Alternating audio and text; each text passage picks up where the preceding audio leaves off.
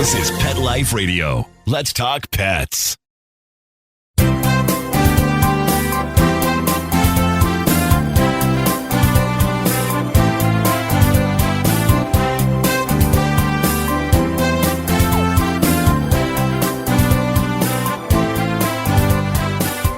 And we are live here on Instagram, live here on Pet Life Radio. Welcome, good morning, or good afternoon, wherever you may be.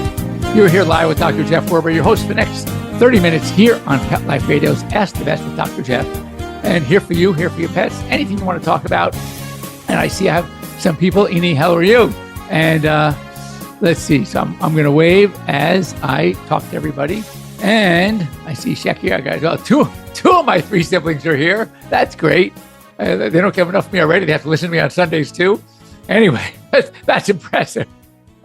And Elchanan. So one of my former technicians who is now, I guess, started veterinary school at Midwestern University in Arizona is here. And that's great. So superstar.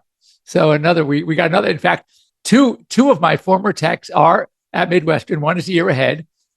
She's also, I'm telling you, I've had some really, really great volunteers, ultimately being technicians, veterinary nurses.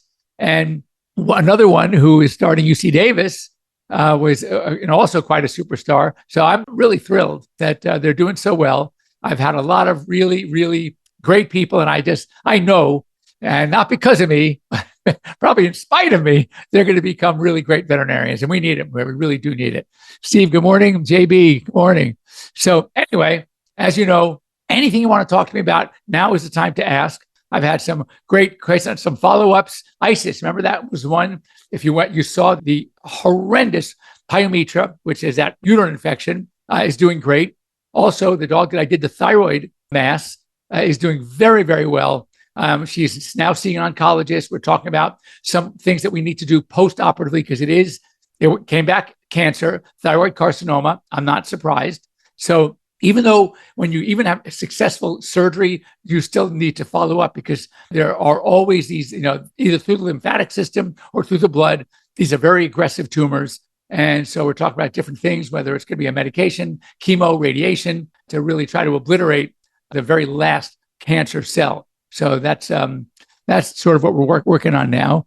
And other than that, I had some really, really amazing case. I had a great session. For those of you who aren't following my friend Mike O'Hearn, you should be. He is also, when I talk about someone who's done, as a non-veterinarian, done so much for pets, especially dogs. He's a dog fanatic. And with his 2+ million followers on Instagram, he and I get together. We try to do it once every 4 to 6 weeks and just talk pets. And because of his reach, I feel it's so impressive because we get to really cover a lot of topics. One of the things that we talked about, which I'd love to hear your feedback. So he heard a guy, he was talking about how when it comes to animals, what is important is their essence. And he wrote me, send me the clip, and he really didn't understand what he meant by essence. So I explained it to him, and I'm going to explain it the way I explained it to him. And he said, oh my God, now I get it. And it is so true. And when we talk about the essence of an animal, when you have, for example, let's say you have your favorite car. All right. I had my good old BMW 2002 back in the 70s through the 80s. And I loved that car. It was a great car. But when it finally had its better days, we moved on. I think about it fondly. I talk about it. It was my first car. It had a place in me. But, that's where it ends. Very replaceable. Whereas when it comes to our pets, it's not just the physical being that we fall in love with. It is their true essence. It's their soul. It is what about them is so important. And that lives on forever. And I think back, even my very first dog, as a kid, I had dogs, but when I graduated high school, we got a dog, went to college with me. His name was Thor, big black Labrador. You'll never forget all my dogs and my cats. They leave such an impression on us because of their true essence. It's not like a refrigerator or an object in the house, something that has a lifespan and then you got to dump it and get a new one. You get a new one. It's over. It's done with. I don't reminisce on my old refrigerator or my old anything, my old bed. I mean, they're just things. But when it comes to your pets, it's not just a thing. It is what makes them special is what makes us special. And it's a relationship that it's not replaced by just getting another one, which is why I say this. And it's so often I've heard when it's time to say goodbye to a pet, what we see is that there are so many people tell me, and I hear this, and I really think that I laugh about it. And that is, they say to me, Doc, this is it. I can't do this again. I'm never going to do this again. And I'm thinking to myself, oh, yeah, you will. How do I know this? Because I've heard that hundreds of times over my 40 years in practice. And I will tell you that almost 98% ultimately come back with another pet. Some it takes a few months, some it takes a few years, but they come back. With me, it takes about 10 minutes because I know already that the only one hurting when you lose a pet, yes, is a mourning phase, but that pet's always with me no matter what. Physically not here anymore, but up in here and in here and the heart, they're there forever. So when I think about the good that we can do it's not replacing. You're never going to replace a pet. They're not replaceable. But to get a new one and to open your heart to another animal, provide a home for an animal that otherwise may be destroyed at our overcrowded shelters and the rescue groups, then you're actually saving more than one life. You're saving two lives. You're saving your own too. And it's because that very special essence. We talked about that, and he gets it because Mike is at the point now, he's already said goodbye to a few dogs in the last several years. He's got 2 left. At times he's had 4, and he knows that day's numbers. And he says, I don't know if I can do it again. And I said, Mike, there's no way you can't do it again. There's no way that you can be an animal person and go through life without one. And when you see clients already, as they're preparing for that very difficult moment of having to say goodbye to a pet, they're already wondering, looking, because they want to get one just like. That brings me to another subject. I'd love to hear your feelings about this. First of all, Zena, so one of my patients turning 16 today. Happy birthday, Zena. That's really, really great. And let me just wave hello. Then I want to mention something else. And all of you that are joining, thank you so much. If you're the first timers, then please don't be the last timers. Ask some questions. So this idea of cloning, and I think Barbara Streisand made it, she made the news, she was going to clone. And let me tell you something. Cloning, don't expect, you might expect or get a dog that looks exactly the same genetically. But so much of what makes up our animals are their early experiences and their their experiences. So unless you can duplicate every second from the time that cloned animal becomes a real animal, and I don't even know the process, how it gets born, how do they do it, a test tube, and to what point, unless you can duplicate that, you're not going to get the same pet. You're not, because there's so much of imprinting that goes on in the early phases of development that you'd have to duplicate those exactly the same as the dog that you fell in love with that you're thinking of cloning, or the pet. So it's not going to happen. It's impossible for that to happen. You may not even have had the pet from that point on. So there's no way you can control that. So to think that cloning of the animal is going to give you the same animal, you're making a huge mistake. But I will tell you this. Every time you would think of doing that, besides the fact that it costs a fortune, is that there are a number of animals that are going to be destroyed that are already here, that need homes. And when we think of that, of the importance of that and why saving a life, I look at my dogs, I have 5, and I have 3 rescues, 2 rehomes. And when I think of that, I can't fathom. I mean, as you know, if you're my client, that I am a big advocate of spay neuter. I'm not like against breeding. I mean, no, if you are a breeder and you are a responsible, legitimate breeder, that you really do your best to only breed animals worthy of being bred, and you have a market, then that's fine. Because there are a lot of people out there that want a certain purebred dog. I was that way with Labradors. In fact, my 2 pure breeds now are 2 breeds that I love. Look, I love a zillion breeds, but I'm talking about, for me, Labrador, I've had since Thor, and which is going back, 50 plus years, and Frenchies. So I have a Frenchie, a rehome, and I have a Lab, a rehome. So all my other dogs are mutts, and they're absolutely adorable. I mean, one of my dogs, Harry, is got it from Eloise Rescue from Vicky. I got to tell you, This is the cuddliest, sweetest dog. And Georgie, who I got from Chinese, now he's one of the Chinese rescues. So it's just a fantastic dog. So it just tells you, you can fall in love with a rescue mutt just as easily sometimes than a purebred dog that you had to spend a fortune for to get. And when I think of Frenchies, I mean, God, some of the price tags on Frenchies are crazy. I got mine for free. I gave it a home. Well, it wasn't 100% for free because the last thing we did for the owner, I sort of, gave it to did for him for free. So it was not 100% free, but it was a great negotiation. Let's put it that way. And I think I got the better side of it. So anyway, hold on. Let's wave. Thank you, JB. Yeah, Zena's great. And it's my pleasure when I get to, let's see some questions here because there's some other things we talked about. Okay, vaccines. That's right. You got great questions.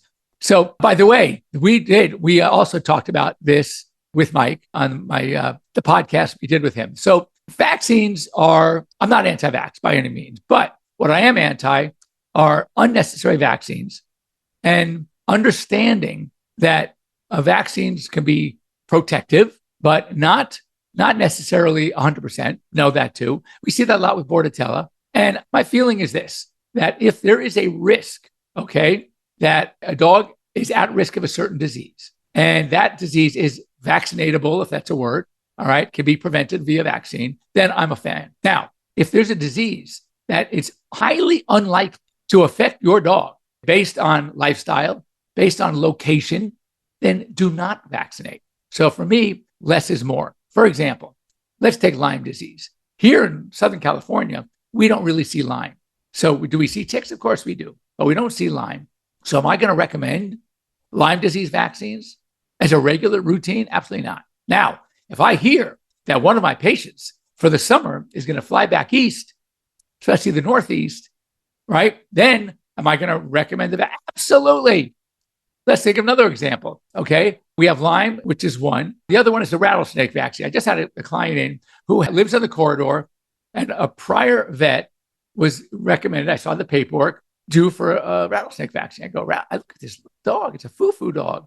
I said, wait, so you hike, you take this dog like to the canyons of Runyon and Santa Monica Mountains? They go, no. Then why when was the last time walking on Wilshire Boulevard, you saw a rattlesnake? Or another one, which is a biggie for me because I had 5. Now I have 4 indoor only cats. Now, rabies, not required by law in California. Many states it's required by law. I'll leave it up to you on that one. But when it comes to California, rabies is not required for cats, and leukemia virus. Now, there are a number of issues that we need to know about when it comes to cats. And since it's 9:16, I'm going to leave you hanging because we're going to break for commercials. And then when we come back from the commercial break, we're going to talk about why I'm adamant when it comes to cats and certain vaccines. And this is where the cancers come in. So don't go away.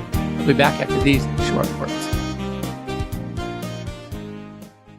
Need the perfect gift for the cat lover in your life? Check out ComfortDiva.com. We have cat-tastic gifts to make you smile, like cat-themed tote bags, kitchen towels, quirky mugs, and stylish t-shirts. For holiday gifts or anytime, ComfortDiva.com has it all. Treat the cat lady in your life to something pawsome and save 20% with coupon MEOW20.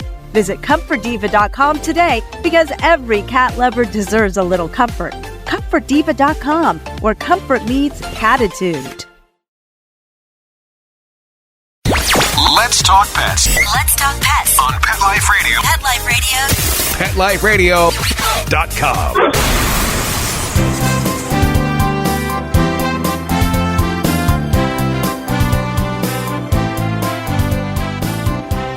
Thumbs up. I got it. We're back. So we have 2 things we can talk about.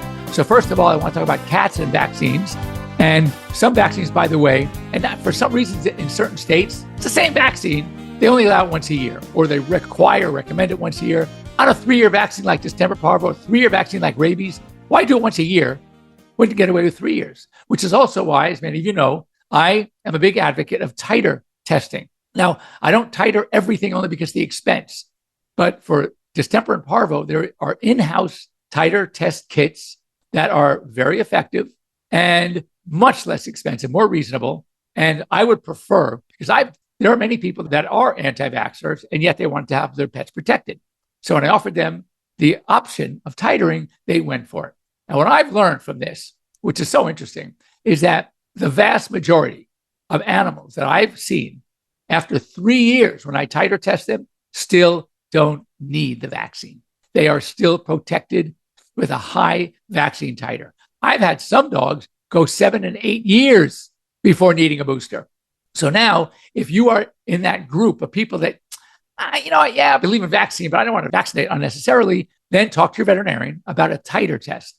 It's, as I said, fairly reasonable. Now, what I do for my clients, because I'm so in favor of titer testing, is I say to this, look, let's titer test. I know it's a little more expensive than the vaccine, but I'll tell you what, if the titer comes back low, I'll throw in the vaccine for free.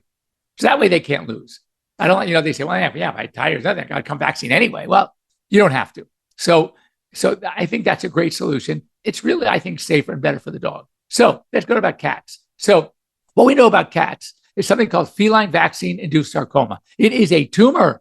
It's a tumor secondary to, it could be any injection, but specifically, more notably, vaccines. And what vaccines are most often cause of the feline vaccine-induced sarcoma? It is the leukemia shot and the rabies shot. Now, this is why, if you've noticed, and hopefully you have, because if you haven't, or you've noticed it wasn't done, we no longer give vaccines to cats in the body, in the trunk. It's only in the thighs or the shoulders. I prefer the thighs and the back. Why? If, in fact, they end up getting this feline vaccine-induced sarcoma, you can save their lives by amputating the limb. If you vaccinate them on the trunk and they get this feline vaccine-induced sarcoma, there's nothing you can do. There's no way to remove it. It's embedded deep into the tissue. There's no way to remove it. So at least you can save their lives. Now, with that choice, do I want to even give a vaccine to a cat against a disease, a virus that there's no way they're going to get? How is it? Let's take feline leukemia. Prolonged direct contact with leukemia-positive cat. That's not going to happen. It's an indoor-only cat. So prolonged direct, sharing litter box, sharing food, grooming each other, sleeping together. That's not going to happen. All right. And how about rabies? Well, to be bitten by a rabid animal. The truth of the matter is, if your cat is bitten by a rabid animal, chances are it's not the rabies that's going to get him. It's going to the bite. So the encounter is going to get him. So I wouldn't waste a shot, waste the risk of having that to a cat that is no way going to get the disease. So that's my feeling about this. And again, you can disagree, but I do not, my own cats, I do not vaccinate for everything except the FVRCP, which is feline vaccine, rhinocalcisi, panleukopenia, and pneumonitis. And I do it, of course, in the hind thigh. So next thing, about 2-pound kitten with injections for FIP. FIP is a terrible disease, and it is basically, it has been in the past 100% fatal. Now we have a treatment. Actually, it was pioneered at UC Davis by Niels Peterson, who was one of my professors way back. And it is a cure. You can either go to FIP Warriors or Cure FIP, do your homework. It's a series. There is an oral version. I'm not familiar with the oral version, but the injections, it is tough. It's 84 injections, 84 consecutive days. All right. But it unbelievably cures FIP. I've only had one failure, and I've had probably 24 cats as patients that are alive today because of these injections. So GS 441524, they just call it GS 441 for short. Again, I can't go to the science because I don't understand it, but it's related to some of these medications that they use to treat COVID, because FIP is a coronavirus, and it is fascinating, and it actually does cure in 90+% of the cases. So now, as Cat Snipper says, is support my 2-pound FIP kitten. It happens in a kitten. It's tough because you got to give those 84 shots, and it's not going to be easy, but it is a lifesaver. Use the smallest needle you can. Maybe give them lots of food or treats while they're getting the shots. Whatever you can do, take them to the vet for 84 consecutive days. It's worth it if you have to get the shots. But those that have followed through with the 84 injections have done extremely, extremely well. So I am, as I said, I am a fan. And it is, I mean, it's remarkable because in the past, this has been, as I said, 100% fatal. What age do neurological issues in a dog? Now, when you say neurological issues, be more specific. I need to know, what are we talking about with neurological issues? That's important to know. And besides Flagyl for diarrhea, what do you think works best? Well, it all depends on the source of the diarrhea. Flagyl is very effective for diarrhea, but it also depends on the source of the diarrhea. If the diarrhea is just large bowel, typical colitis diarrhea, Flagyl is good, but also adding fiber to the diet. Psyllium is my new favorite, but you can try cooked oatmeal, you can try canned pumpkin, sweet potato. So these things help as well. Bran powder, like if you're making bran muffins, oat bran muffins, that is also effective. And psyllium is also, by the way, the most concentrated. So therefore, you don't want to give as much. Like if you have a larger dog, you might give a tablespoon of cooked oatmeal or the canned pumpkin. For the psyllium, you might give a half a teaspoon. So just keep that in mind, because if you give too much, it's going to cause too much diarrhea. I mean, think of taking too much Metamucil or too much Fibrol or too much Correctol. You're going to get some diarrhea. Now, if the diarrhea is because of confirmed Giardia, Flagyl is good, but no longer the best. It's about 80% effective. A lot of the Giardias we're seeing now seem to be resistant to Flagyl. So for those, I'd use fenbendazole, which is the active ingredient of Panacur. Drontal Plus has fenbentyl in it. So those are okay.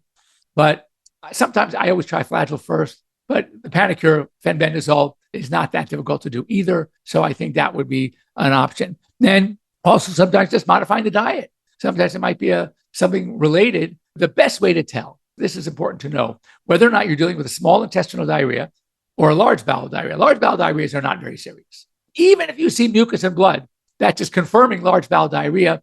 Those are much easier to deal with. And typically the dog with that is still eating, running around, playful, animated. They're not sick. Small intestinal diarrhea, however, those are the ones you might need to see a veterinarian. Those are the ones where they use rice. You don't want to use rice for large bowel diarrhea. But for small intestinal diarrhea, that may be the answer, a part of the answer when you get them back to eating. But small intestinal diarrhea is usually associated with a sick dog. They might be vomiting. They just don't feel good. As we say, ADR, they just ain't doing right. So very important to note the difference. And if you see melena or melena, depending on, potato, then you want to definitely see a veterinarian, because that can indicate some bleeding high up in the GI tract. When you see red, fresh blood, frank blood, we call it, that tells you it's at the end, which means the colon. That's not as serious. But bleeding, when it comes back dark, tarry, black stool, then you are dealing with some bleeding possibly high up. Could be an ulcer, could be a tear, other things. It could be esophagitis, anything that would cause bleeding high in the GI tract. By the time that stool comes out, it will be black and tarry. So best dog food to feed a French bulldog with sensitive stomach. Well, as you know, I'm very opinionated. There is no best. There is a good food that my son is feeding his Frenchie. Now, my Frenchie has no problems, so he eats anything. In fact, he eats sometimes too much of anything. But a good food is called Zuel, Z-U-E-L, and it's really made for, Frenchies are notable for having food allergies. So this food, it is no beef, no poultry. It is all home cooked, comes in frozen pouches. You take it out of the freezer. I have a lot of success with my patients that have GI or skin problems related to diet for their French bulldogs. It was manufactured. It's created by a Frenchie fanatic, and I've been successful with it. I've recommended it. I don't make a dime. It's not a good plug for where I'm going to get a reward for this one. Not at all. But it does work, and it seems to be helpful. Other than that, you just have to basically, when you see sensitive stomach, is it vomiting? Is it diarrhea? What is the symptom? And sometimes you can feed what you're feeding, but add something, or gradually just try different food. But if you're going to try different food, the most important thing is you need to change the protein. You want to look for, ideally, either two things: a single antigen diet. That means it's only one protein source, and a novel protein. That protein has to be something new that the dog has probably never seen before. So look at what is in the ingredients of what you're feeding now, and just avoid everything in there. Avoid, because you don't know which one of these many ingredients could be the culprit. And go to a single antigen and something that's new. Some novel proteins, for example, salmon, tilapia, bison, rabbit, venison, kangaroo, weird stuff that the body has probably never seen. Maybe lamb, duck, tilapia. So look for some weird stuff. And as far as your grains or your vegetables, again, weird things. It could be sweet potato. It could be green peas. It could be quinoa. So you want to try those. And again, during the transition, make sure to go nice and slow, because if you go too fast, the diarrhea is going to persist. So by doing it slow, then that's the way it's best, highly recommended. All right, let me see. I got 2 siblings and a son. I've tried From, Purina Pro Plan, currently feeding Freshpet, but it's very expensive. Yes, it is. I mean, one of the things that we see commonly, hello, Victoria. So New York Yankee, hello. Only syringe feeding she won't eat. Wow. It's tough. Of course, you have 2 battling entities here. You're giving a little kitten, 2-pound kitten, shots every day, or if you're able to, which doesn't make them feel good. And you're dealing with a disease that doesn't make them feel good. You got to put up with the disease. Because that's what we got to beat. So if it means giving the shots, continue. Hopefully you'll turn it around. Talk to your veterinarian about maybe an appetite stimulant, and continue to syringe feed. Get the syringe, do it slowly. You can get like an AD diet, something or Royal Canin also has a diet that's highly palatable, very calorie packed, and you got to do it. Do the syringe feeding. Hopefully there'll come a time during the course of treatment that it will start working, killing off the FIP virus, and then she'll start feeling better. It's just a gradual process. And it's sad that it was such a small kitten that was diagnosed. There was another question here. If the other foods seem to work, Freshpet is very expensive. You got to, do what my son did, who happened to be here when they were feeding Farmer's Dog, is they looked at the ingredients of Farmer's Dog at one point and said, wait a second, you can make this. And they started making their own food. They bought their own meat, they bought their own vegetables, and they put it together. And then my only recommendation is, if you are going to do a totally home-cooked diet that seems to work from the GI standpoint and the skin standpoint, I would offer some sort of multivitamin mineral supplement just to balance it out. Because it's very difficult to actually balance out food home-cooked when you don't really know what you're doing. And guess what? Many of us veterinarians, we also don't know how to do it because we're not nutritionists. That's why they have board-certified veterinary nutritionists, because you don't learn this stuff in vet school. You learn basics in vet school, but to balance everything out with all of the nutrients, the vitamins, minerals is very difficult. So I would add a good multivitamin supplement. And safer dogs to travel in the front seat of a car. Well, yes and no.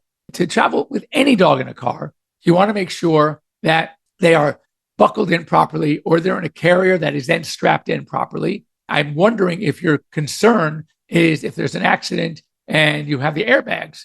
That could be a problem. If the dog is in an enclosed carrier, then that's not a problem. If the dog is sitting in the front seat loose, they're on a harness, the seatbelt is tucked into their harness, so they're safe from the perspective of, in a case of an accident, being thrown forward, but you can't prevent the airbag. So in that case, it might be better if you have a big dog to put it in the back seat. But wherever you have them, they really need to be secured. And that is a harness, and one that works along with the seatbelt, and that at least keeps them safe. A dog at 12 show neurological. Oh, absolutely. But it all depends on what the base of the neurologic problem is.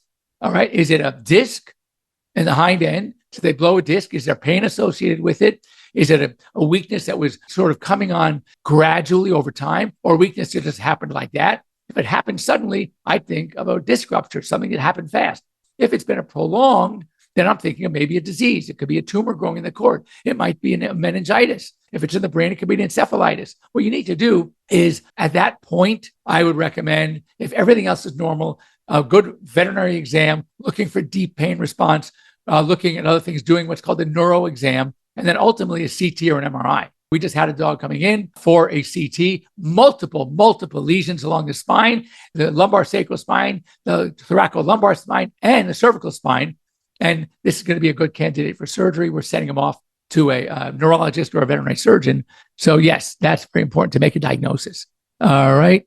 And what kind of diet you recommend? 68-pound Labradoodle. So to allergies, she has bad seasonal allergies now. And Cytopoint, I feed open farm right now. So again, first of all, we have to make the distinction of the difference between seasonal allergies and food-related allergies. The classic dog with food allergy, which, by the way, of all allergies and all dogs, only about 15% are food related. Most of them are seasonal or something around the house.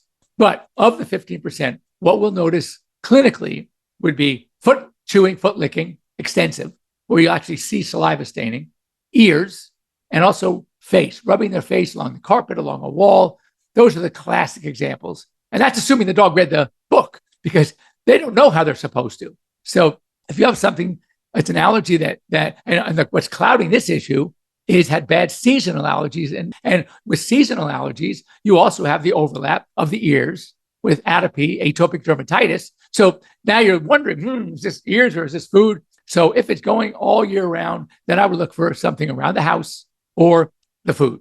If it's something that really is truly seasonal, then don't waste your time modifying food, because it's most likely seasonal allergies. Now, if they're really going after their feet, all right, and it's happening all the time, even when there's not fertilizer put down, especially the front feet, if it's all 4 feet and you look at the bottom and they're irritated, it could be also something that they're walking on.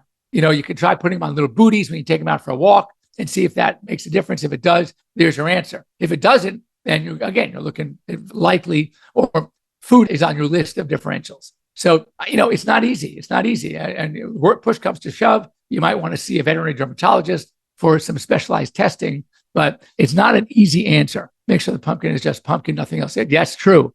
If you're doing any of these things that you're adding, you want to make sure that it is pure. Lucy will have a mini Labradoodle and she has that herbal allergy. I finally found carnivore venison. What a difference. Okay, so there you go. If you had a dog that had both skin-related, the feet, the ears, and poop problems, yes, food allergy is very possible. And there's your answer. Using venison, and venison is one of the foods. It's one of the novel proteins. And just as just so you understand, any dog can develop an allergy to anything. So you can start with a venison now. It might be great. It might be great for 6 to 8 to 10 months. And all of a sudden you might see it coming back because he's developed an allergy, a sensitivity to the venison. Now it's time to go to something different. But at least you're on the right track, and that's great. Oh my God. All the way from Israel is my cousin David. So Lucy Doodle, thank you. Still on a salmon beef mix. Yeah. So here's the thing. The salmon is good. The beef may not be good. So that's why it's so important to do a single antigen diet. Because if you have more than one antigen, then you may not know which the problem is. So one at a time. Beef, I will tell you, of the two, I would say beef is more the culprit than the salmon. So if you want to just eliminate a beef and then just go salmon, if that doesn't work, then start thinking about some of the other things. But whatever you do, like bison or venison, which are great, you just want to make sure that's all it is. One is all you get. Yes, as my son writes back, Zuli is great. Zuel, great. And Brandon, your cousin David is saying hi. Love this. This is fantastic. Does it have grain? I want food with grain, not without. Yes, I think they're also grain. And it's not raw, but it's also frozen. So there's my sister Jill. Oh my God, we're having a little family reunion here. We should do this more often. Just the fam. It's great. We're getting everybody here. All right. So is that dog Sadie? I don't know. Okay. Keith, how you doing? You have to tell us how do we miss Beverlywood, Keith? Good. So we are towards the end we're past the end of our show. When I start getting dirty looks from Mark, my producer, I know we're running over time. And so anyway, for those of you joining, a lot of late joiners, so happy you did. You can always reach, first of all, you can reach me anytime here on Instagram. You can also get me at Dr. Jeff at PetLifeRadio.com. And you can get me most of you probably have my cell phone number, so you can get me really anytime. But the key is you don't have to wait till a Sunday to get your questions answered anytime. Then it'd be great to talk to you, help you out. That's my goal, which is why after all these years, I'm still having a blast every day. And I'm seeing, as you know, a lot of you, sometimes up to 40, 45 cases a day. But you know what? It's my golf. It's not work. So my son, Brandon, he said, Dad, you should take a golf. Well, I have no interest in golf. I have interest in taking care of pets. And to me, I joke, that's my golf. I do it every day. I love it. I feel like a professional athlete where you get to do something you love every day and get paid for it. What is better than that? So anyway, reach out to me whenever you need to. And if you don't, or if you're shy, I will see you here next week. If you have really good questions, though, as I told Hardwick Mom, save it and remind me, because these are great sources of information. And trust me, any question that you may have that you think is so unique, no, it's not unique. We've heard it all. And it's gives me great subject matter to talk and give you some insight into really what's going on with your pets. And that's my goal. All right. See you next week, everybody. Have a great week. Same bat time, same bat channel here on Instagram Live, here on Pet Life Radio. And we'll see you then. Bye-bye. Let's Talk Pets every week on demand. only on PetLifeRadio.com.